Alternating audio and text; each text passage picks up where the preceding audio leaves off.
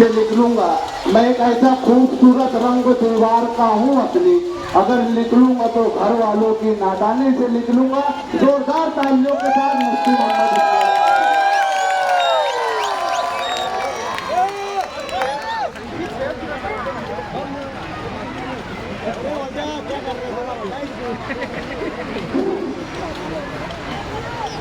बिस्मिल्लाहिर्रहमानिर्रहीम। नहमदुहु व नुसल्ली अला रसूलिल करीम। अम्मा बाद। आज के इस इंतखाबी जलसे के सदर मोहतरम इलाके की महल्ले की बुजुर्ग शख्सियत यूसुफ खान मुनव्वर खान साहब और इंडिया इत्तेहादुल मुस्लिमीन के नामजद उम्मीदवार आरिफ योगी साहब, साजिद बेरीवाला साहब, जमाल नासिर की अम्मा साजिदा रईस अहमद, स्टेज के तशरीफ फरमा मौजूदी में शहर मेरे बुजुर्गों और दोस्तों, किसी शायर ने कहा है कि तुमने चाहा ही नहीं हालात बदल सकते थे, तुमने चाहा ही नहीं हालात बदल सकते थे, मेरे आंसू तेरी आंखों से निकल सकते थे, 2 कदम साथ मेरे चल के तो देखा होता, खुद बखुद तेरे ख्यालात बदल सकते थे, तुम तो ठहरे ही रहे झील के पानी की तरह, दरिया होते तो बहुत दूर निकल सकते थे, तुमने अल्फाज की तासीर को परखा ही नहीं, नर्म लहजे से तो पत्थर भी पिघल सकते।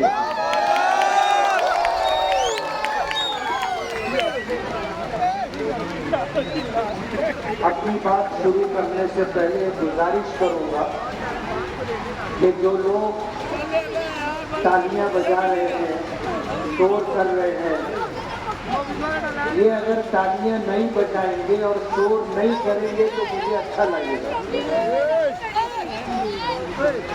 मुझे वाहवाही की जरूरत नहीं है, मैं ये चाहता हूँ कि आप मेरी बात तवज्जो से सुन लें, शोर शराबा ना करें, ताली ना बजाएं। मैं अपनी बात शुरू करने से पहले आपका शुक्रिया अदा करूंगा कि मैंने 30 नवंबर 2024 में असेंबली का इलेक्शन लड़ा था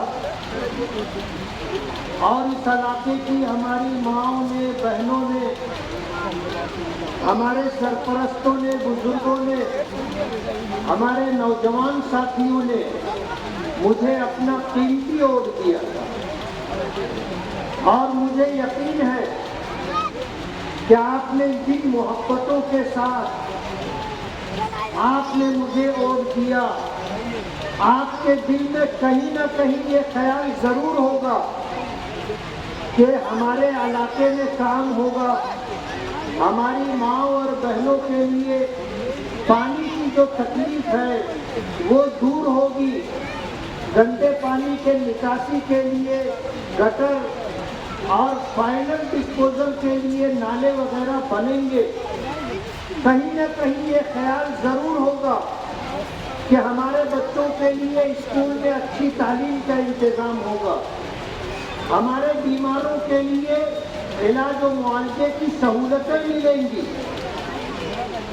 मैं आप लोगों का वोट मिलने पर, अल्लाह ने मुझे इज्जत की कामयाब हो गया, मैं आपका शुक्रगुजार हूँ और मैं आपसे इस बात का वादा करता हूँ कि आपने मुझे जिन उम्मीदों और तवक्कुआत के साथ वोट दिया है, मैं इंशाअल्लाह आने वाले 4 सालों में आपकी उन उम्मीदों और तवक्कुआत को पूरा करने की पूरी कोशिश करूँगा।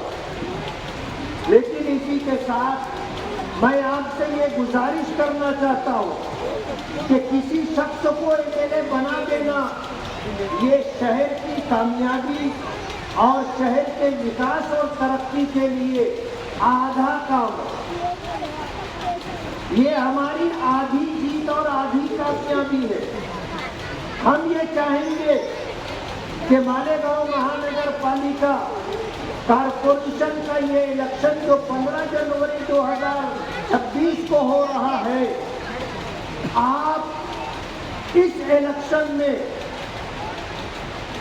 مجلس اتحاد المسلمین کے ان کارپوریٹروں کو چن کر کے ہم ہر علاقے میں اور تمام پینلوں میں ہم یہ گزارش کر رہے ہیں کہ آپ ہمارا پینل جتوائیے، آپ ہمارے نامزد امیدواروں کو کامیاب کیجیے۔ اللہ نے چاہا تو انشاءاللہ آپ کے ووٹوں کی وجہ سے ہم کارپوریشن میں اپنا میئر بٹھائیں گے۔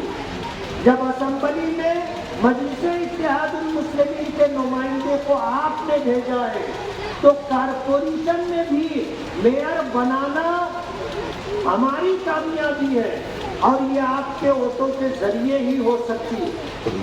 آپ نے مجھے ایک ہاتھ دیا ہے، مجھے دوسرے ہاتھ کی بھی ضرورت ہے۔ ایک ایم ایل اے کو 5 کروڑ روپے کا سالانہ بجٹ ملتا ہے، اور شہر کی ضرورت کے پیش نظر یہ 5 کروڑ روپیہ ایسا ہے جیسے اونٹ کے منہ میں زیرہ۔ کتنا کام ہوگا؟ چند روڈ بنانے میں، چند کام کرنے میں وہ 5 کروڑ روپیہ ختم ہو جاتا ہے۔ ہمارے شہر کی ضرورت مالیگاؤں کارپوریشن کے بجٹ سے پوری ہو سکتی ہے۔ کارپوریشن کا بجٹ 1200 کروڑ روپے کا ہے۔ سارا خرچ اگر دیا جائے اور سال کا 1000 کروڑ روپیہ کارپوریشن میں آفیسروں کی تنخواہ، لائٹ کا بل، پانی کا بل، صاف صفائی کا بل اور ہاسپٹلوں کا خرچہ اور اسی طرح تعلیم کا خرچہ، یہ سب اگر 1000 کروڑ میں پورا ہو جاتا ہے اور 200 کروڑ روپیہ اگر مالیگاؤں کی تعمیر و ترقی پر خرچ کیا جائے اور یہ 200 کروڑ روپیہ مالیگاؤں میں جہاں روڈ نہیں ہے وہاں روڈ بنایا جائے، جہاں گٹر نہیں ہے وہاں گٹریں بنائی جائے، جہاں اسکول نہیں ہے وہاں اسکول بنائی جائے، اور جن علاقوں میں علاج و معالجے کی سہولت نہیں ہے وہاں کلینک کھولا جائے، تو آپ یقین مانیے 5 سال کے اندر مالیگاؤں میں تمام کام انشاءاللہ ہو جائیں گے، اور یہ جو محتاجی ہے یہ محتاجی ختم ہو جائے گی۔ آج آپ کے وارڈ میں جو لوگ امیدواری کرنے کے لیے ہزار کھولی سے ادھر آ گئے، وہ پہلے نعمانی نگر میں کارپوریٹر تھے، اس کے بعد انہوں نے الیکشن لڑا ٹیپو میں جا کر کے، وہاں سے وہ ہار گئے، اب الیکشن لڑ رہے ہیں آپ کے وارڈ میں آ کر کے۔ میں پوچھنا چاہتا ہوں وہ اپنے وارڈ میں الیکشن کیوں نہیں لڑتے؟ انہیں اپنے وارڈ میں الیکشن لڑنا چاہیے، لیکن وہ جانتے ہیں کہ ہمارے جو کارنامے ہیں وہ ہمارے محلے اور وارڈ کے لوگوں کو معلوم ہے۔ اگر ہم اپنے گھر سے، اپنے محلے سے، اپنے وارڈ سے الیکشن لڑیں گے تو ہمیں جیت اور کامیابی نہیں ملے گی، لوگ ہمیں ووٹ نہیں دیں گے۔ یہ اپنا علاقہ، اپنا گھر، اپنا محلہ چھوڑ کر کے دوسرے محلوں سے آ کر کے الیکشن لڑتے۔ سوال یہ ہے کہ جہاں آپ نے پہلے الیکشن لڑا تھا آپ وہاں سے دوبارہ الیکشن کیوں نہیں لڑتے؟ نیا وارڈ، نیا علاقہ کیوں آپ تلاش کرتے؟ آپ کو معلوم ہونا چاہیے جہاں سے لوگوں نے ان کو ووٹ دیا تھا، یہ جیت کر کے آئے تھے، اس علاقے میں انہوں نے 5 سال میں کام نہیں کیا، کبھی وہاں جا کر کے لوگوں سے ملاقات نہیں کی، لوگوں کے دکھ درد میں شریک نہیں رہے۔ انہیں پتا ہے کہ ہم وہاں سے الیکشن لڑیں گے تو ہار جائیں گے، یہ ہمیشہ نیا علاقہ تلاش کرتے تاکہ نئے لوگوں کو بے وقوف بنایا جا سکے۔ ظاہر بات ہے آزمائے ہوئے شخص کو آزمانا کوئی عقل مند کا کام نہیں ہے، اس لیے یہ نئے علاقے میں آتے ہیں۔ میں ذاتیات پر بات نہیں کرنا چاہتا، عیب سے پاک اللہ کی ذات ہے، لیکن ان کے کام ایسے ہیں کہ یہ اگر کسی کی بہو بیٹی کی پنچایت کرتے ہیں تو طلاق کروا کر کے خود نکاح کرتے ہیں۔ تالی نہیں بجانے گا۔ ظاہر بات ہے یہ بات اچھی نہیں۔ اگر آپ کو ایک ذمہ دار شخص سمجھ کر کے اپنے گھر کا مسئلہ حل کرنے کے لیے آپ کو بلایا گیا تو آپ کو گھر کا مسئلہ حل کرنا چاہیے، میاں بیوی کا جھگڑا ختم کرانا چاہیے۔ یہ حل تو نہیں ہے کہ آپ اس کا طلاق کروا دو اور آپ نکاح کر لو۔ ایسا شخص آپ کے وارڈ میں اگر آئے گا تو آپ سمجھ سکتے ہو کہ کیا بات ہوگی۔ ایسے بھی اللہ پاک نے ہماری ماں اور بہنوں کو یہ شعور دیا ہے اور ان کی فطرت میں یہ بات ہے کہ اگر کوئی شخص بدنیت ہو اور بری نظر سے اگر کسی کی بہن بیٹی کو دیکھے تو وہ بہن بیٹی فوراً سمجھ جاتی ہے کہ اس کی نظر اچھی نہیں ہے، اس کی نیت اچھی نہیں ہے، اس کے ارادے اچھے نہیں ہیں، یہ چھچورا ہے۔ آپ کے وارڈ میں یہ الیکشن لڑنے کے لیے آئے ہیں، یہ دن کا ایک بڑا حصہ سو کر کے گزارتے ہیں اور رات ان کی لندن میں ہوتی ہے،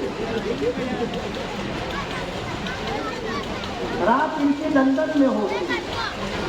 یہ آپ کے وارڈ میں اگر چن کر کے آئیں گے تو کبھی آپ کے وارڈ میں اپنی شکل نہیں بتائی، اور ایک دوسرے امیدوار ہے 3 مرتبہ الیکشن ہار چکے۔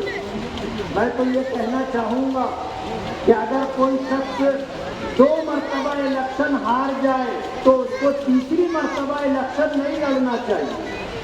اسے اس بات کا احساس ہو جانا چاہیے کہ وارڈ کی عوام مجھے ووٹ نہیں دیتی ہے، میرے لیے چن کر کے آنا مشکل ہے، مجھے پسند نہیں کیا جاتا، لیکن آج وہی امیدوار لوگوں سے یہ کہتا پھر رہا ہے کہ میں 3 مرتبہ ہار گیا ہوں، اس مرتبہ پھر کھڑا ہوا ہوں، آپ مجھے ووٹ دے کر کے کامیاب کریں۔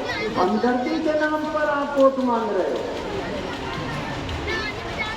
کام ہمدردی سے نہیں ہوتا، کام کرنے سے ہوتا ہے۔